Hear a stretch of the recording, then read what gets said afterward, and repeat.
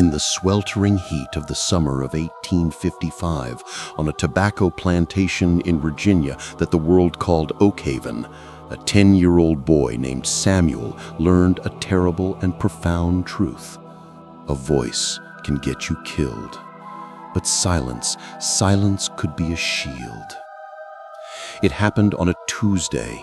The day started like any other, with the sun rising like a copper penny in the hazy sky, and the air already thick enough to drink. Samuel was working near the stables, mending a leather strap, when he heard the screams. They were not the usual sounds of hardship that were the constant grim soundtrack of plantation life. This was different. This was a sound of pure, unraveled terror.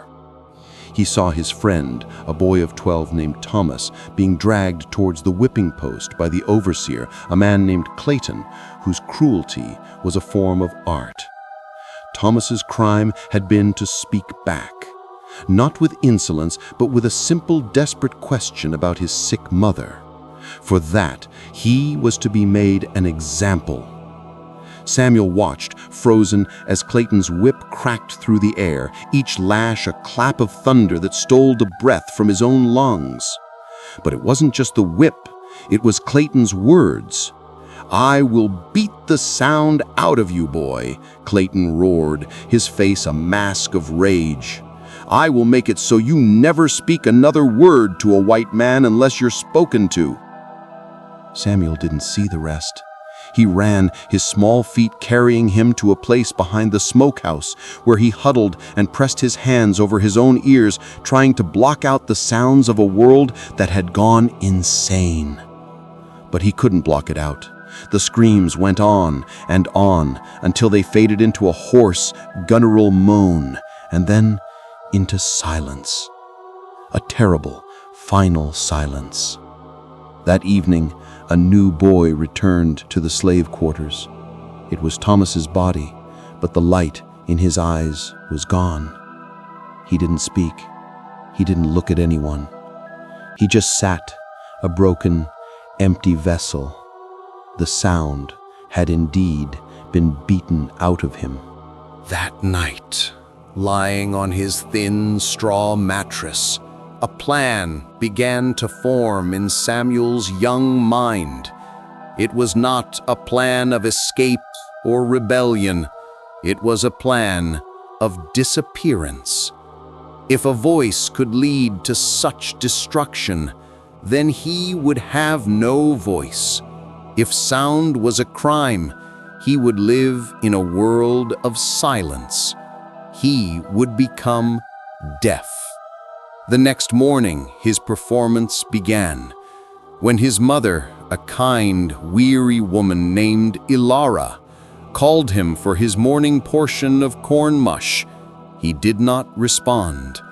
She called again, louder, a note of worry in her voice. He still did not move. She came over and shook his shoulder, and he looked up at her with a carefully practiced expression of wide-eyed, blank confusion. "Samuel, can you not hear me, child?" she asked, her brow furrowed. He just stared, his mind a whirlwind of terror and resolve. He did not speak. He could not. To speak now would be to break the shield he was so desperately trying to build. The lie had begun, and it was already a prison. The first few weeks were a living hell. His mother took him to the big house, where the mistress of the plantation, Mrs. Gable, a woman of brittle, performative piety, examined him. She clapped her hands behind his head. He did not flinch. She shouted his name. He did not turn. His performance was flawless, born of a terror so deep it felt like truth. A visiting doctor was called, a man who smelled of whiskey and disinterest. He declared the boy had likely been struck by a fever in the night, and his hearing was gone. "A pity," he'd said with a shrug, "but he can still work." He was now Samuel the deaf boy. The name was both a curse and a strange, terrifying form of protection. He became invisible in a new way. People stopped speaking to him and started speaking around him. He was a piece of furniture that could mend straps and sweep floors. And in their carelessness, they gave him the greatest gift he could have ever imagined. They gave him their secrets. He would be sweeping the porch of the big house and hear Mr. Gable discussing the sale of a neighboring family's slaves, noting which ones were troublemakers. He would be mending a saddle in the stables and hear Clayton, the overseer, bragging to another man about a planned, brutal punishment. He would be weeding the garden beneath the parlor window and hear Mrs. Gable reading a letter aloud, detailing the route of a slave patrol. He became a silent repository of the plantation's darkest truths. His mind, no longer needing to process the world through speech, became a razor-sharp instrument of observation. He learned to read lips. He learned to understand the subtle language of a glance, the meaning of a hushed tone, the weight of a sudden silence. But the silence was a heavy cloak. There were moments when the weight of it was almost unbearable, when his mother would hum a lullaby from her own childhood, a song he loved, and he could not turn to her and smile. When another child would tell a joke in the quarters, and he had to suppress the laugh that bubbled up inside him. When he would see an act of small, casual cruelty, and the scream of protest would die in his throat, a silent, bitter poison. He was a prisoner in a cage of his own making. One evening, a year into his deception, he faced his greatest test. He was in the stables, long after dark, fetching a balm for one of the horses. He heard two voices from an empty stall. It was Clayton and another man. They were planning to frame a fellow slave, a man named Joseph, for stealing corn, a crime that would mean a certain brutal whipping. Samuel's heart hammered against his ribs. Joseph was a good man, a man who had been kind to him.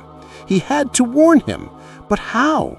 To speak, to write a note, any sound, any sign of hearing would mean the end of his shield. It would mean exposing himself to the full, unrestrained fury of the man who had broken Thomas. He was just a boy, trapped in the dark, with a secret that could save a man, but a truth that could destroy himself. The stable was a tomb of shadows, and the hushed, venomous words of the overseer Clayton were the poison seeping into the air. Samuel stood frozen, his mind a battlefield. Every instinct screamed at him to run, to hide, to protect the fragile silence that had become his armor. But the image of Joseph's kind face, the memory of him sharing a piece of hard-won bread, was a fire in his gut. To do nothing was to become an accomplice to the cruelty he so despised. He couldn't speak, he couldn't write, but his mind, sharpened by a year of silent observation, began to work. He thought not in words, but in patterns, in cause and effect. Clayton's plan relied on planting a sack of stolen corn in Joseph's cabin. Samuel knew which sack it was. He had seen Clayton eye it earlier. It was in the main feed storage area. He had to create a diversion, a loud, blameless, and immediate one. With a heart pounding a frantic rhythm against his ribs, he crept away from the stall. He found what he was looking for, a loose, precariously stacked pile of old barrels near the main stable doors. He took a deep, steadying breath. He then tripped, his small body stumbling with the clumsy, unseeing awkwardness of a deaf boy, and crashed into the barrels. The sound was an explosion in the night's quiet. Barrels toppled and rolled, the crash echoing across the entire plantation. Clayton and the other man burst from the stall, their faces masks of fury. They saw Samuel on the ground, seemingly dazed and confused, surrounded by the mess. "You clumsy little fool," Clayton roared, his hand raised to strike. But he stopped. What was the point of yelling at a deaf boy? He couldn't hear the threats. Beating him would only confirm his own lack of control. With a snarl of pure frustration, Clayton grabbed Samuel by the arm and shoved him out of the stable. "Get out, useless animal." It had worked. The diversion had drawn them out before they could move the sack.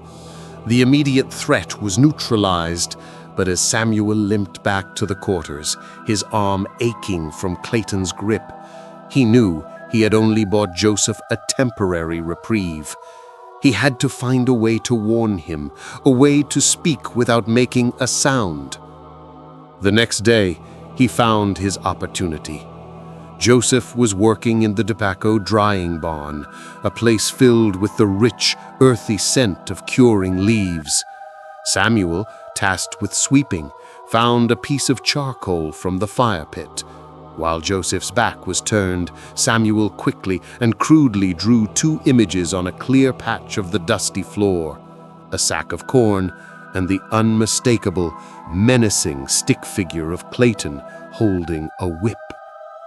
He pointed at the drawings, then at Joseph, his eyes wide with a desperate, silent warning. Joseph stared at the drawings, his brow furrowed in confusion. Then his eyes widened in dawning comprehension. He looked at Samuel, truly looked at him, perhaps for the first time in a year. He saw not a deaf, unthinking child, but an intelligent, terrified boy trying to bridge an impossible silence. Joseph gave a single, almost imperceptible nod. He understood. He swept his foot over the drawings, erasing them from the earth, but not from his memory.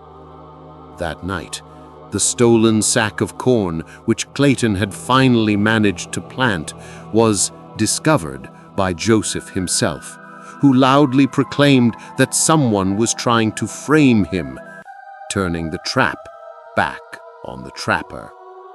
Clayton, furious but unable to prove anything, was forced to let the matter drop.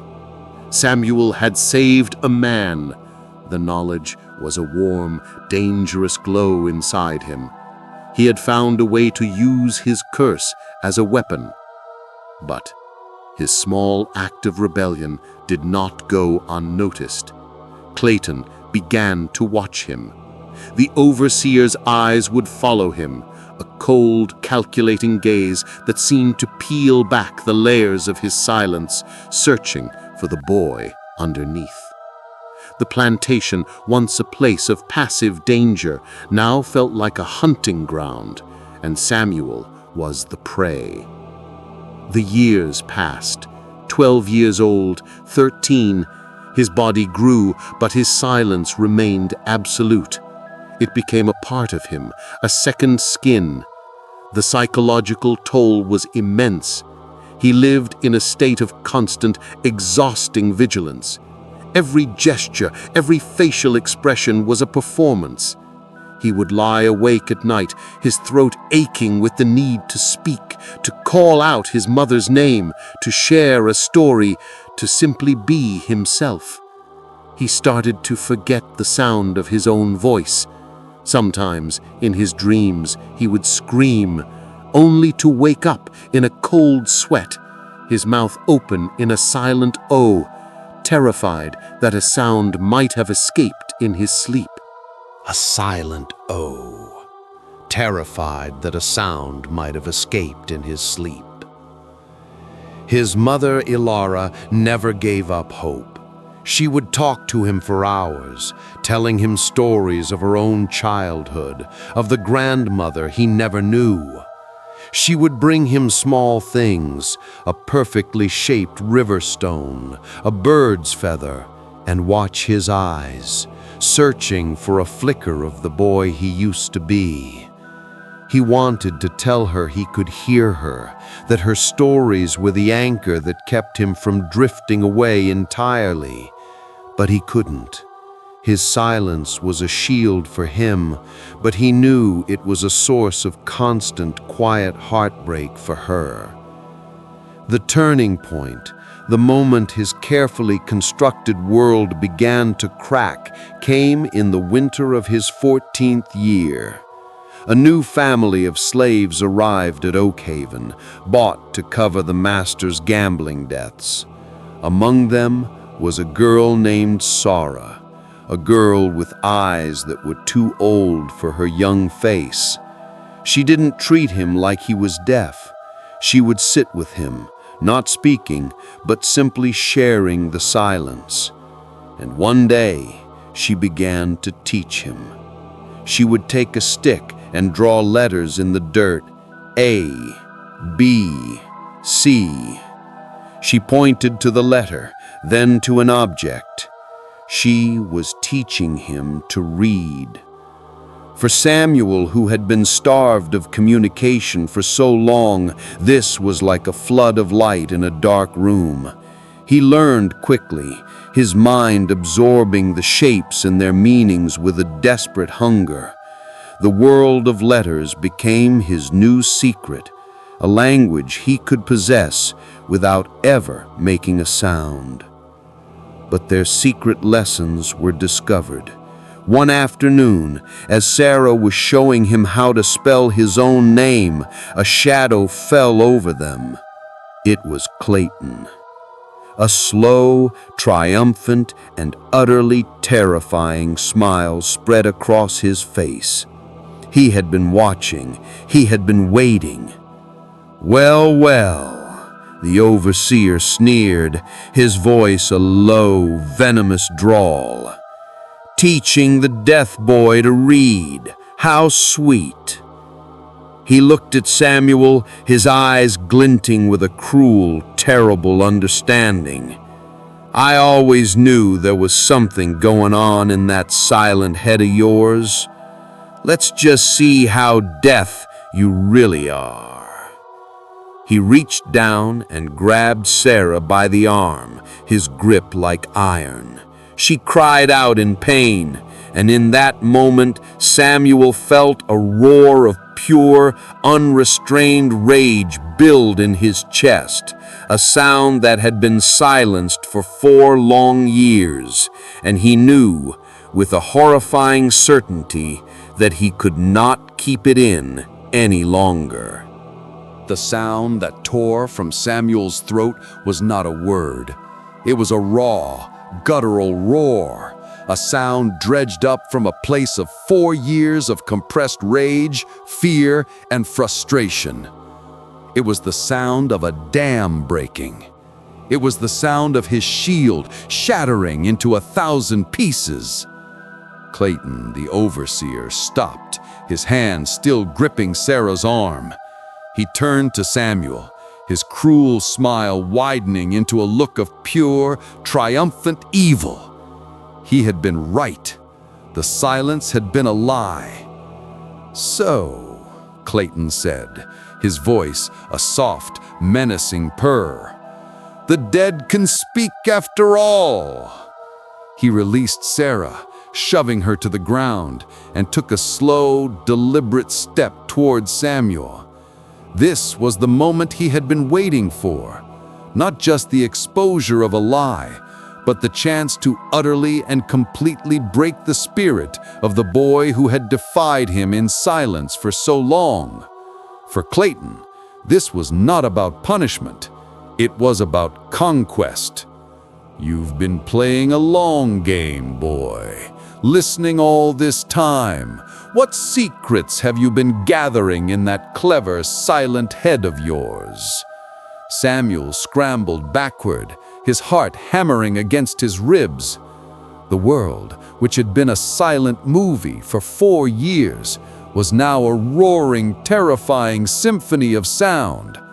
The rustle of the leaves, the distant cry of a bird, Clayton's heavy breathing. It was all an overwhelming assault on his senses. His voice, once a source of terror, was now the only weapon he had left.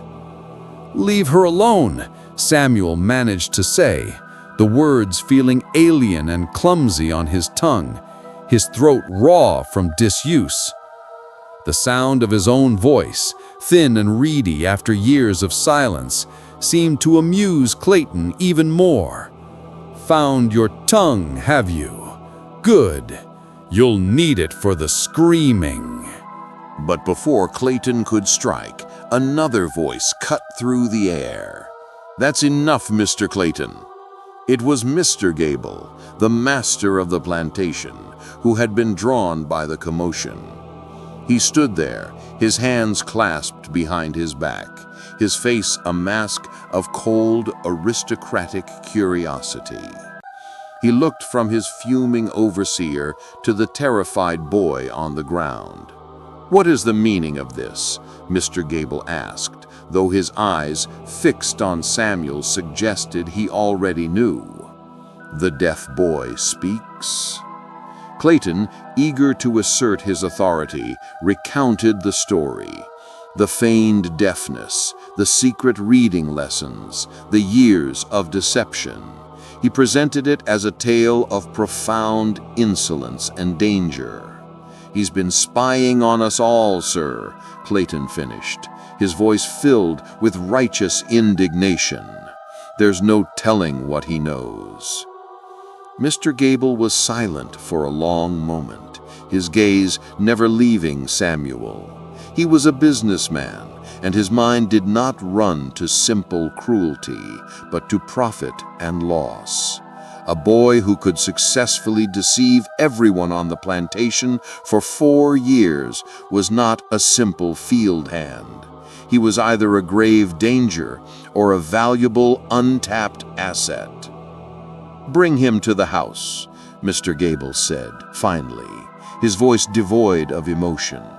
"And you, Mr. Clayton, will await my instructions."